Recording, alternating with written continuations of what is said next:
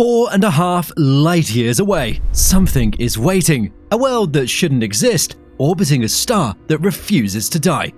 In 2016, scientists found, hidden in the data, a ghost signal from the darkness. They called it Proxima Centauri B. They said it could be our new home, and they were wrong. A world where the sky burns with invisible fire, where time itself is frozen, and the very air you breathe could already be gone. You want to know if you could survive there? The better question is this: would you want to? Keep watching to find out. Look up at the night sky. See that darkness between the stars? There's something lurking there, invisible to your naked eye. A red dwarf called Proxima Centauri, smaller than our sun, colder, but infinitely more dangerous. It's been burning for over 4 billion years. It'll burn for 4 trillion more. While our sun is destined to swell and die, consuming everything we've ever known, Proxima will outlive entire galaxies.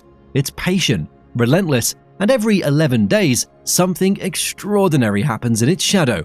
A world completes an orbit, a world so close to its star that a year there lasts less than 2 weeks on Earth. This isn't some distant theoretical planet, this is Proxima Centauri B, and it's hurtling towards us through the cosmic void at 22 kilometers per second. In 27,000 years, it'll be closer than it's ever been. Then it'll pass by, disappearing into the infinite night, taking its secrets with it forever. But for now, for this brief heartbeat in cosmic time, we have a chance to glimpse what might be waiting for us in the universe, if we're brave enough to look. Now, imagine you've made the impossible journey. Your spacecraft emerges from the interstellar void above an alien world that glows crimson in the light of its ancient violent star. From orbit, it looks deceptively calm. No storms, no weather patterns, no signs of the cosmic horror about to unfold. Your descent begins. The radiation detectors don't just alarm, they scream. Numbers beyond anything your instruments were designed to measure. This isn't cosmic background radiation. This is a world bathed in stellar death, marinated in 4 billion years of atomic fury. You touch down on the soil that has never known rain, never felt the footsteps of any living thing. The ground beneath you is sterile, sand-blasted clean by eons of stellar age.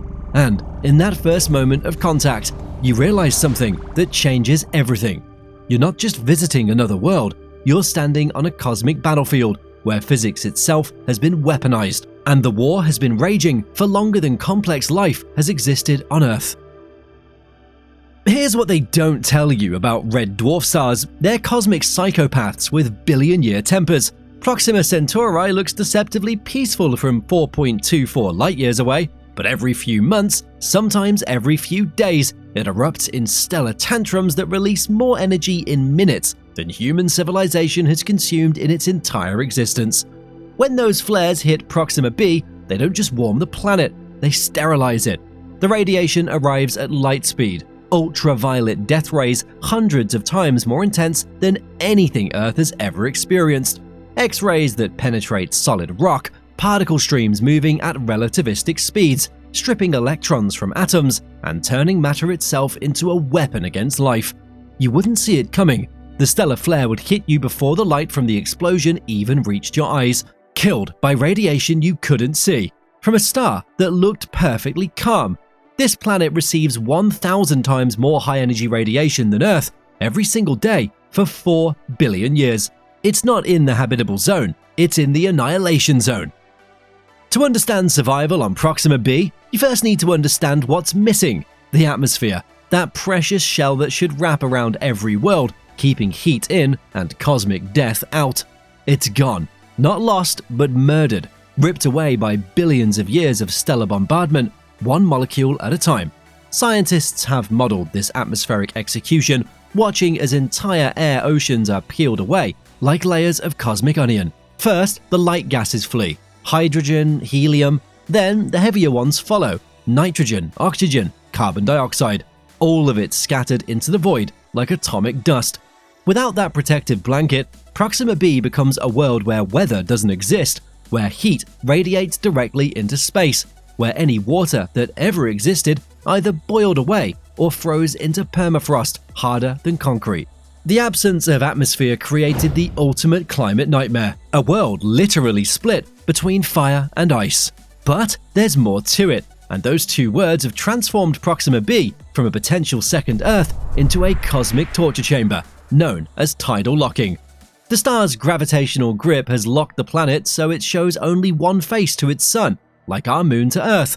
But this is no gentle lunar waltz. This is cosmic sadomasochism on a planetary scale. One hemisphere bakes into eternal day, temperatures soaring past 1000 degrees Celsius, hot enough to melt copper, hot enough to turn rock into lava. The other hemisphere exists in permanent night, so cold any remaining atmosphere would freeze solid and fall like toxic snow. Between these kingdoms of death lies the Terminator Zone, a razor-thin line where eternal fire meets infinite ice. This twilight band, perhaps only hundreds of kilometers wide, represents the only possible refuge between two kinds of annihilation.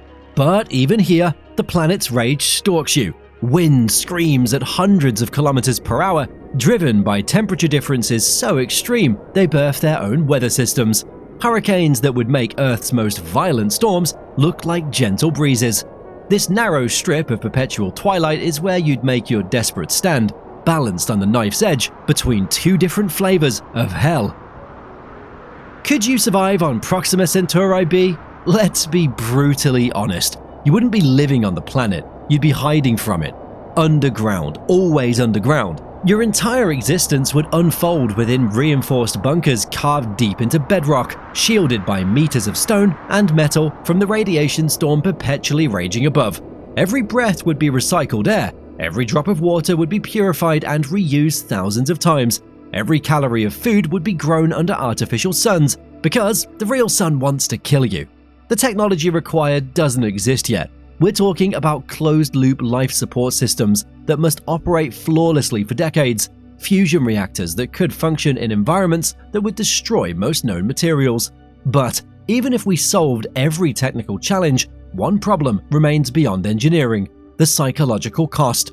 Imagine never seeing a sunrise because the sun never moves, never feeling rain because liquid water cannot exist on the surface, never breathing fresh air because fresh air died with the atmosphere. You wouldn't be surviving on Proxima B, you'd be serving a life sentence in a world-sized solitary confinement cell. Yet life, it seems, is more stubborn than our worst fears and more creative than our wildest hopes. While humans would die within minutes on Proxima B's surface, other forms of life might find a foothold. Scientists have subjected Earth's most extreme survivors, organisms that thrive in boiling water, radioactive waste, and crushing ocean depths, to simulated Proxima B conditions.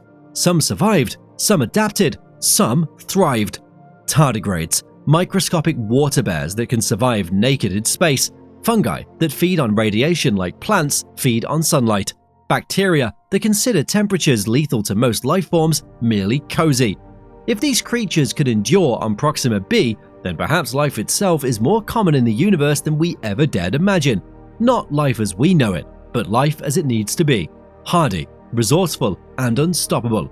Recent research has detected potential biosignature gases in other red dwarf worlds, not proof of life, but whispers in the cosmic dark. This is the universe's way of telling us that biology finds a way, even where physics insists it should be impossible. And here's the truth: we can't really study Proxima B the way we need to. The planet doesn't transit its star from Earth's perspective, so we can't analyze its atmosphere using our most powerful technique. We're cosmic detectives trying to solve a case with all the evidence locked 25 trillion miles away. We know it exists, we know its mass, orbital period, distance from its star, but we don't know if it has seasons, weather, or any conditions that distinguish a world from a mere ball of rock. Proxima B remains a ghost world, haunting the edge of our knowledge, close enough to tantalize us, too far to truly understand. But maybe survival isn't the real question. Maybe Proxima B's true value lies not in whether we could live there, but what it teaches us about living everywhere else. This world represents the universe's ultimate challenge, a place where every condition is hostile, every day is a battle for existence.